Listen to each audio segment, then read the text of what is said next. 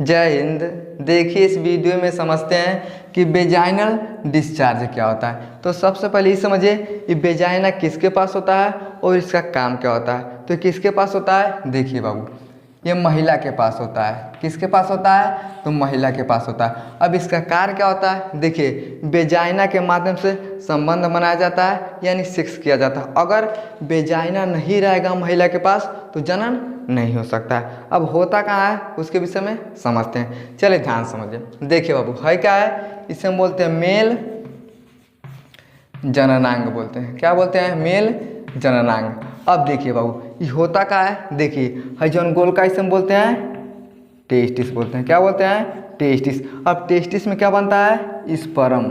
क्या बनता है, स्पर्म बनता है। अब ध्यान से देखिए, जो टेस्टिस होता है ये क्या करता है, स्पर्म को बनवाता है। और यह स्पर्म अगर नहीं रहेगा ना तो एक बच्चे का जन्म नहीं होता। यानी टेस्टिस में क्या बनता है, स्पर्म बनता है। बन तो जाता है लेकिन बहरे कैसे आता है, देखिए बनने के बाद ये पेनिस के माध्यम से क्या होता है, बाहर आता है। अब पेनिस कौन होता है, ध्यान समझिए। देखिए इसे हम बोलते हैं पेनिक्स। क्या बोलते हैं, इसे हम पेनिस बोलते हैं। यानी टेस्टिस में स्पर्म बनता है, बनने के बाद ये पेनिस के माध्यम से क्या होता है, बाहर आता है। अब ध्यान से देखिए, ये बाहर तो आता है लेकिन अगर हम हस्तमैथुन करके बाहर कर देते हैं तो कोई मतलब नहीं बनता है। लेकिन अगर इसी पेनिस को आप समझिए, देखिए है क्या है, वेजाइना। क्या होता है बाबू, इसे हम बोलते हैं वेजाइना। देखिए महिला के पास क्या होता है, तो वेजाइना होता है। पुरुष के पास क्या होता है, तो पेनिस होता है। तो इसी पेनिस को वेजाइना के अंदर डाला जाता है।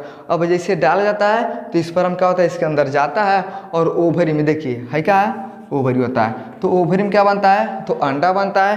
तो स्पर्म देखिए है हो गया स्पर्म, है हो गया अंडा।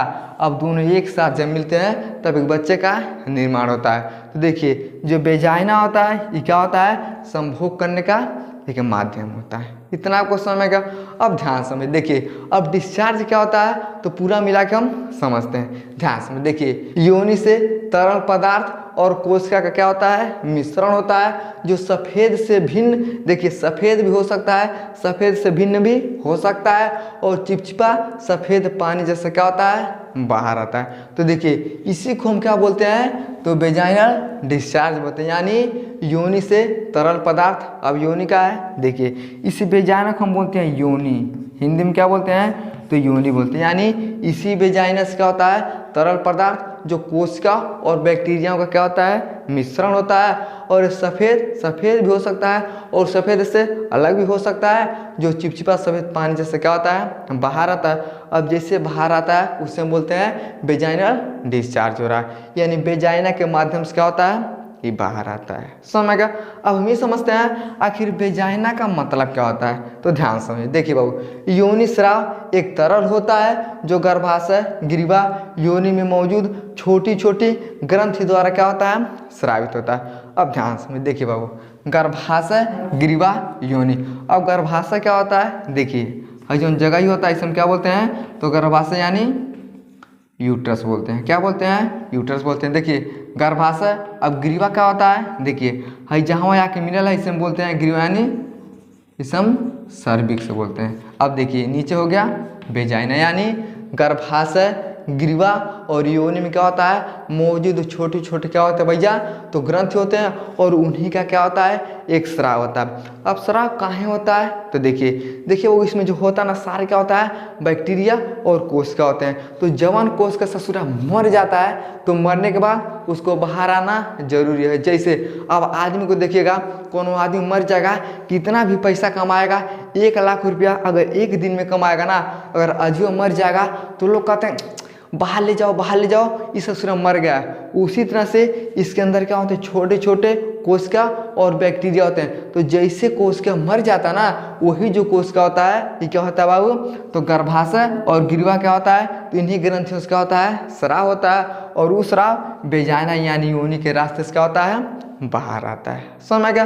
अब देखिए योनि को साफ करने के लिए एक प्राकृतिक तरीका होता है। देखिए अगर वेजाइनल डिस्चार्ज होता है इसका मतलब ही नहीं है कि बहुत ख़राब चीज़ है। देखिए अगर बहुत ज़्यादा होता है तब तो ख़राब है, लेकिन अगर लिमिट में रहता ना, तो देखिए जो वेजाइना होता है, यानी देखिए जो वेजाइना होता है इसको क्या करता है, साफ करने का एक प्राकृतिक तरीका होता है। यानी अगर आता है तो कोई दिक्कत नहीं है। अगर बहुत ज़्यादा आता है तब आपको परेशानी है।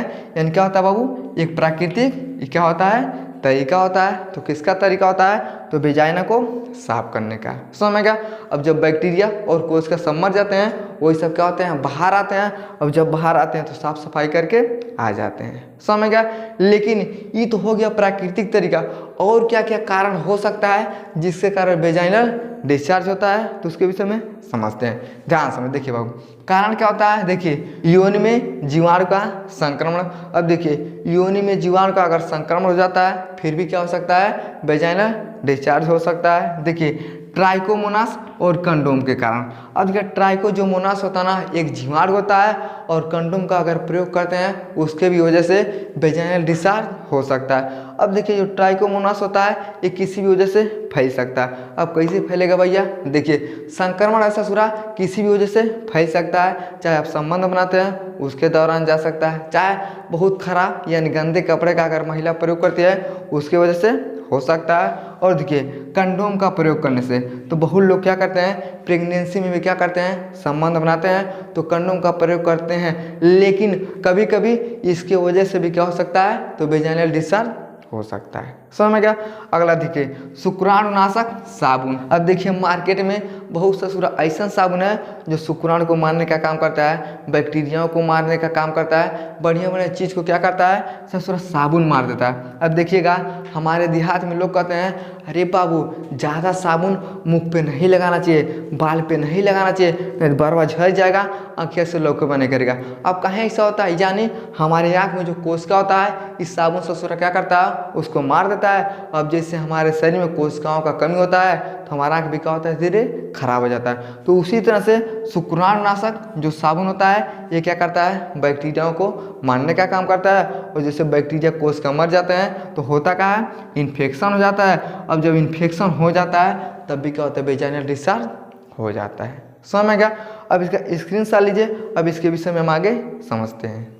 चलिए अब समझते हैं कि वेजाइनल डिस्चार्ज लड़कियों में कब होता है। तो ध्यान समझिए। देखिए बाबू मासिक चक्र में ओव्यूलेशन के करीब पहुंचने पर गर्भाशय गिरिवा में जो म्यूकस होता है तो यह म्यूकस क्या होता है अधिक हो जाता है। अब जैसे म्यूकस अधिक होता है ना तब क्या होता है वेजाइनल डिस्चार्ज होता है। लेकिन अगर आपसे ये कौन पूछता है कि किस उम्र में होता है तो देखिए बाबू मासिक चक्र आना कब शुरू होता है। देखिए 13 से 14 साल में क्या होता है तो मासिक चक्र आना शुरू हो जाता है। यानी कहने का मतलब क्या है जो वेजाइनल डिस्चार्ज होता है ये 13 से 14 साल में क्या होता है ना शुरू हो जाता है। लेकिन अगर ठीक ठाक आएगा तब तो ठीक है, अगर बहुत ज़्यादा आता है तब दिक्कत होता है। यानी मासिक चक्र में ओव्यूलेशन के करीब पहुंचने पे।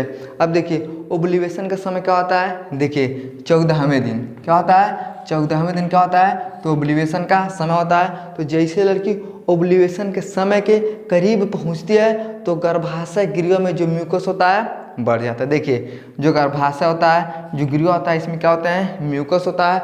अब उस समय ओव्यूलेशन के समय क्या होता है ये सब बढ़ जाता है। अब जैसे बढ़ जाता है तो ज़्यादा हो जाता है। अब जैसे ज़्यादा हो जाता है तब वेजाइनल डिस्चार्ज होना शुरू हो जाता है। समझ गया।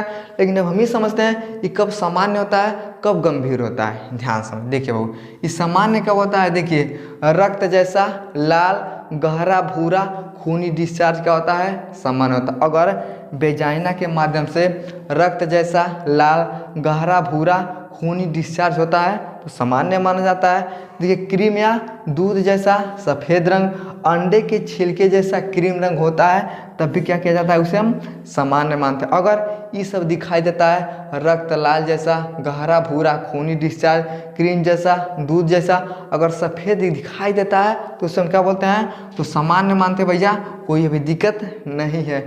लेकिन देखिए कई बार संक्रमण नहीं होता है उसके बाद क्या होता है योनि स्राव यानी क्या होता है वेजाइनल डिस्चार्ज होता है। अब जब इस तरह से होता है तब समझिए दिक्कत हो जाता है। जैसे मान लीजिए आप घर में बैठे रहिएगा कहिएगा हमको तो कोरोना हो गया। अब कैसे कोरोना हो जाएगा भैया, जब आपके घर में कोई कोरोना वाला नहीं है, आप कहीं जइबो नहीं करते हैं, जब तक दूसरे के संपर्क में नहीं जाएंगे तो कोरोना नहीं हो सकता था। इसीलिए अब जब दूसरे के संपर्क में नहीं जाएंगे तो आपको कोरोना नहीं हो सकता है। तो उसी तरह से क्या होता है, ये कई बार संक्रमण नहीं होता है, उसके बावजूद भी क्या होता है, वेजाइनल डिस्चार्ज होता है। तो समझिए खतरनाक होता है। समझ गया।